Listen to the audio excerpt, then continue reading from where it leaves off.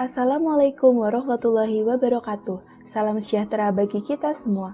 Halo semuanya, apa kabar? Semoga kita semua dalam kondisi yang sehat. Pada kesempatan kali ini, kita akan membahas mengenai PPh akhir tahun wajib pajak orang pribadi karyawan dan SPT 1770 SS, yaitu pajak penghasilan dari pekerjaan sampai dengan 60 juta.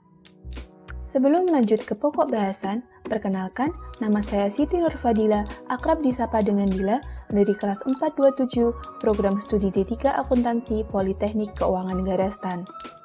Materi pembelajaran mengenai perhitungan PPh orang pribadi karyawan penghasilan sampai dengan 60 juta yang akan kita bahas pada kali ini ada 5 pokok bahasan. Yang pertama, mengenai karakteristik penghasilan dari pekerjaan dan penerimanya. Yang kedua, jenis formulir SPT tahunan PPh untuk wajib pajak orang pribadi. Yang ketiga, menghitung PPh akhir tahun wajib pajak orang pribadi karyawan dengan penghasilan bruto kurang dari atau sama dengan 60 juta. Yang keempat, mengisi SPT tahunan formulir 1770 SS. Dan yang terakhir mengenai wajib pajak orang pribadi dengan status kewajiban perpajakan suami istri PH atau MT, yang merupakan perhitungannya saja. Langsung saja ke pokok bahasan yang pertama, mengenai wajib pajak orang pribadi karyawan, karakteristik penghasilan dari pekerjaan dan penerimanya. Wajib pajak yang mendapatkan penghasilan dari pekerjaan dapat disebut sebagai wajib pajak orang pribadi karyawan. Karyawan sendiri menurut KBBI adalah orang yang bekerja pada suatu lembaga, dapat berupa kantor, perusahaan, dan sebagainya dengan mendapat gaji atau upah. Karyawan dapat disebut juga sebagai pegawai atau pekerja. Karakteristiknya, dia mendapatkan penghasilan dari pekerjaan bersumber dari pemberi kerja atau dikenal sebagai orang yang gajian, dia mempunyai atasan, dan biasanya diberikan bukti potong PPh dari pemberi kerja jika pegawai tetap, yaitu 1721A1 jika pegawai swasta, dan 1721A2 jika PNS, TNI, Polri, pejabat negara, atau pensiunannya. Kemudian, apa contoh WPOP karyawan itu? Seperti pada gambar, contoh WPOP karyawan adalah pegawai, misal sebagai sekretaris di PT Telepon, pegawai negeri sipil, anggota TNI, anggota Polri, pegawai BUMN, manajer di perusahaan minyak, karyawan di restoran asing, direktur perseroan terbatas, kepala gudang di supermarket terkenal. Namun jika akhirnya dia membuka toko sendiri, maka masuk ke dalam kategori usaha bukan karyawan. Lulusan perguruan tinggi yang bersertifikat akuntan yang menjadi staf di kantor akuntan publik, namun jika dia membuka praktik akuntansi sendiri, maka dia masuk ke dalam pekerjaan bebas. Dan pensiunan PNS yang mendapatkan uang pensiun rutin setiap bulannya. Kemudian, contoh WPOP bukan karyawan seperti pada gambar ini ada pelukis, pengemudi ojek online, motivator, dan pemangkas rambut. Selain itu, ada YouTuber, pedagang nasi uduk, konsultan hukum, artis, pemilik usaha fotokopi, partner di kantor akuntan publik, pemilik warteg, PNS yang juga pemain sinetron, diperlakukan ke kelompok OP pekerjaan bebas karena sumber penghasilannya ada yang dari pekerjaan bebas, dan lain sebagainya. Selanjutnya, kita masuk ke pokok bahasan yang kedua, yaitu mengenai jenis formulir SPT tahunan PPh untuk WPOP. Wajib pajak orang pribadi dibagi menjadi karyawan dan non-karyawan atau usaha atau pekerjaan bebas. Karyawan dengan penghasilan bruto lebih dari 60 juta setahun harus menggunakan SPT 1770F. Sedangkan karyawan dengan penghasilan bruto kurang dari atau sama dengan 60 juta setahun disarankan menggunakan SPT 1770 SS. WPOP non-karyawan bisa jadi ada juga penghasilan dari pekerjaan.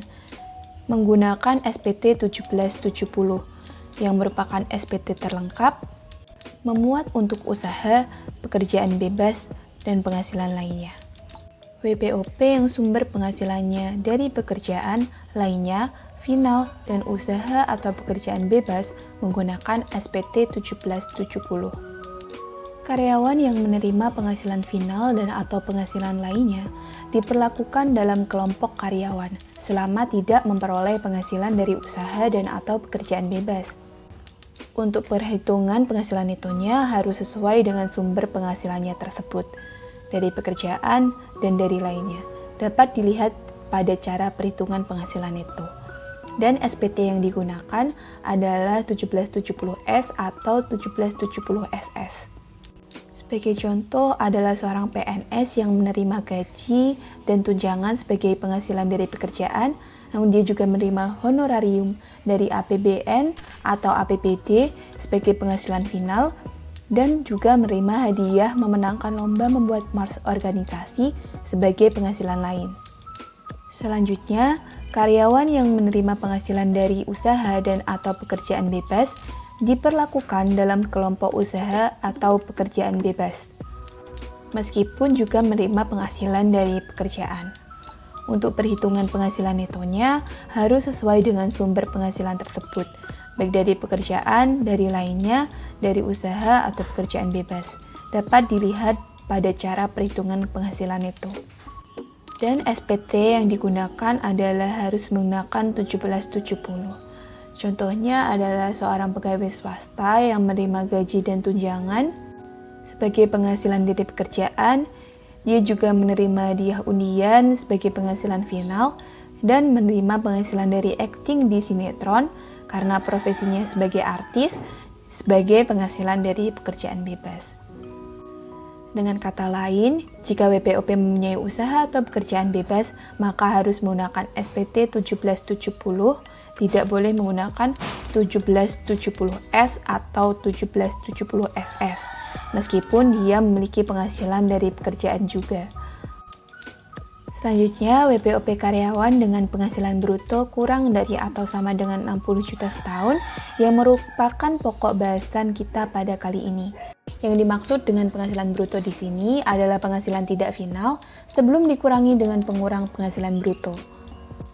Tidak termasuk penghasilan final dan penghasilan yang bukan objek pajak. SPT tahunan PPh yang digunakan adalah formulir 1770SS, meskipun sebenarnya boleh menggunakan 1770S. Dokumen utama yang digunakan untuk mengisi SPT ini adalah bukti potong PPh 1721A1 atau 1721A2. Dalam hal ini masih ada kemungkinan kurang bayar, terutama jika terdapat penghasilan lain. Jika kurang bayar, tidak ada kewajiban angsuran PPh pasal 25 untuk tahun pajak berikutnya.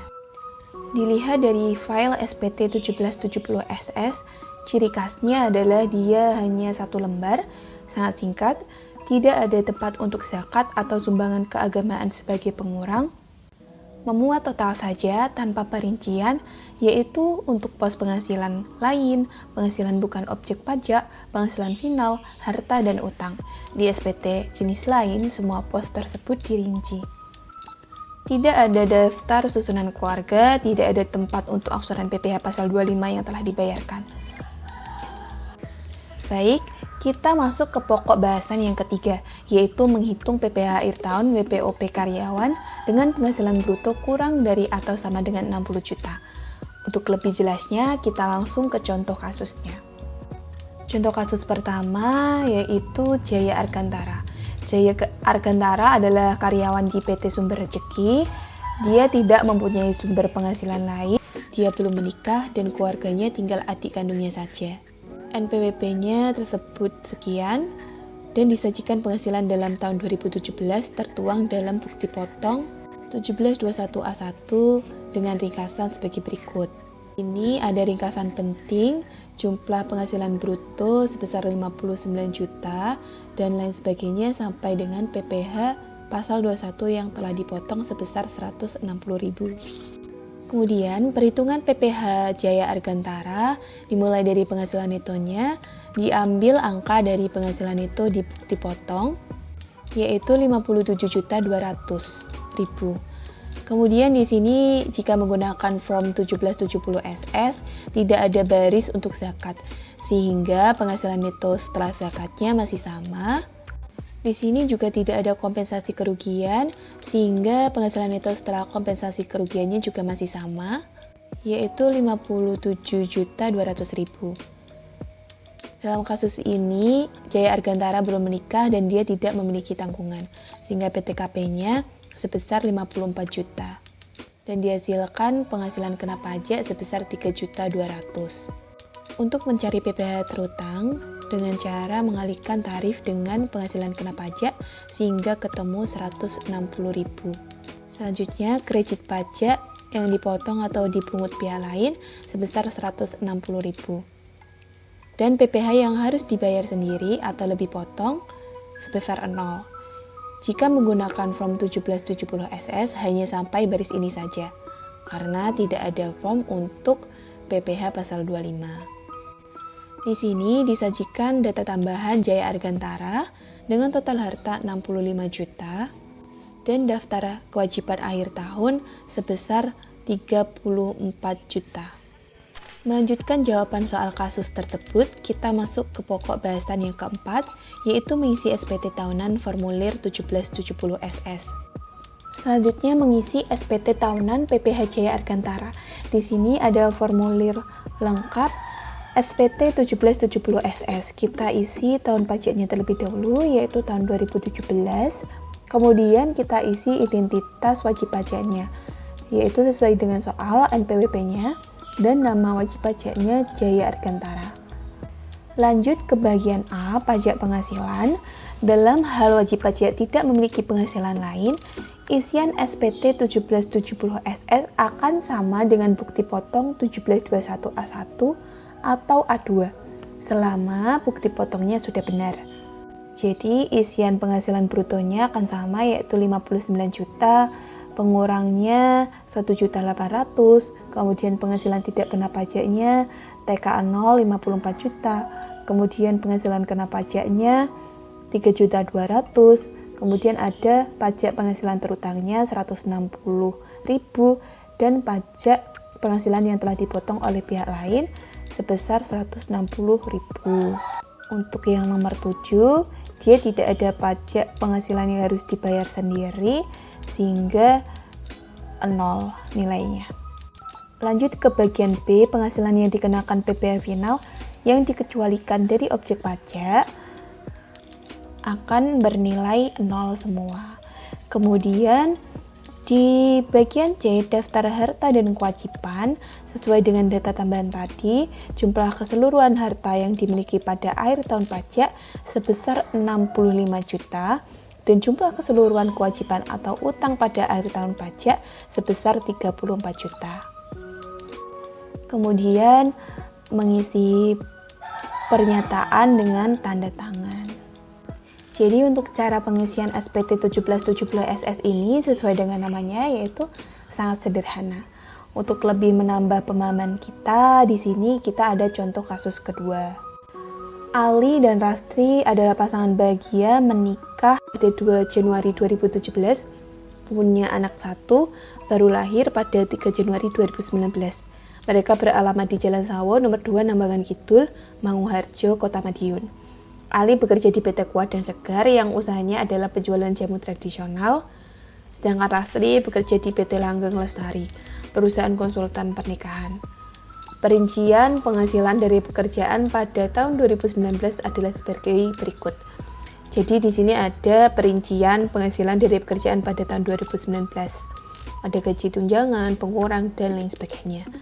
Kemudian ada penghasilan atau peristiwa selain di atas pada 2019, itu Ali mendapatkan warisan mobil kakaknya meninggal sebesar 250 juta, dan Rastri mendapatkan pakaian dan kosmetik dari perusahaannya sebesar 2 juta.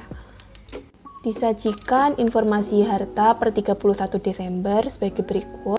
Kita kerjakan soal A terlebih dahulu. Jika Rastri tidak memilih menjalankan kewajiban perpajakannya secara terpisah dari suaminya. Di sini berarti gaji dan tunjangan atau penghasilan bruto dari Rastri sifatnya adalah final. Kemudian ada penghasilan atau peristiwa selain dari perincian penghasilan dari pekerjaan pada tahun 2019 yang keduanya merupakan bukan objek pajak sebesar 252 juta. Kemudian ada informasi total harta dan informasi total utang. Nah, pada pertanyaan A itu bermakna bahwa dalam status kewajiban perpajakan keluarga tersebut itu menggunakan KK. Status perpajakannya adalah KK. Karena KK, maka penghasilan istri dari satu pemberi kerja menjadi bersifat final terhadap keluarga tersebut. Oleh karena itu, penghasilan netonya berasal dari suami saja, tidak termasuk istri. Jadi, penghasilan neto di sini adalah penghasilan neto dari Ali saja, karena dari istrinya bersifat final. Jadi, ambil angka dari penghasilan neto di bukti potong.